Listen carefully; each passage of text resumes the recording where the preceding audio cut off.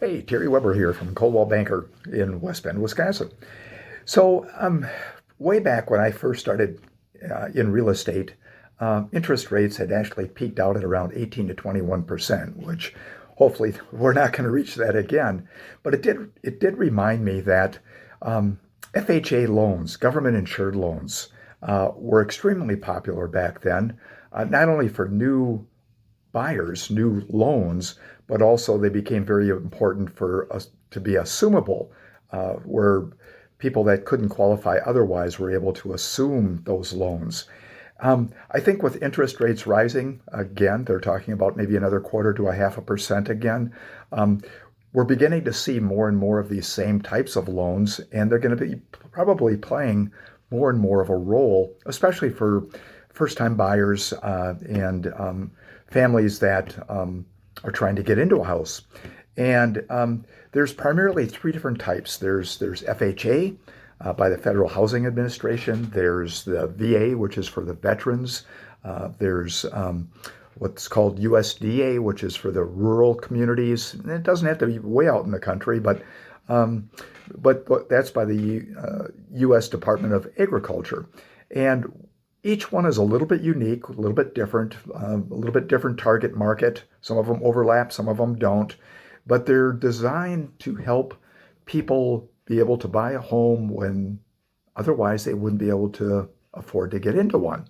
So they're definitely something that you'll want to take a look at. They're definitely growing in popularity. Adjustable rate mortgages are another mortgage product that is beginning to get a little bit more traction. I don't claim to be an expert in mortgages, but as I listen to the interest rates rising, it just kind of like deja vu. It's all starting to happen again, and it brings to mind a story. About a year ago, I had a past buyer call me, and he called up and he says, "Terry, have you got a minute?" And I said, "I do." And he says, "So I've got a friend." And I thought, "Oh, here we go." And he says, "No," he says, a person bought the house kitty corner from me, Terry." He says, "You know which one I'm talking about?" And I said, "I do." And he said, he's ran into a problem. He went into it with a VA loan during the offer process and getting through all the transaction.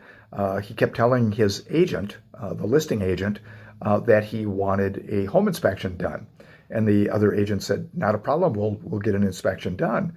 Well, what was happening is that agent was confusing the VA appraisal, which is more robust than a conventional appraisal. They look at more things, they spend more time in the property. They look for chipping, peeling paint, and loose handrails and things like that, tripping hazards, all kinds of things that maybe a conventional appraiser wouldn't look for. But I think she had it confused with what a home inspection is. And they're totally two different things. And so I told this buyer to share that with his new neighbor. And he said, "Well, what's happened is he actually closed on the property. And during the appraisal process by the VA inspector or appraiser, they flagged the pump system. And the pump, which was an outside pump above ground, there was some piping that needed to get redone.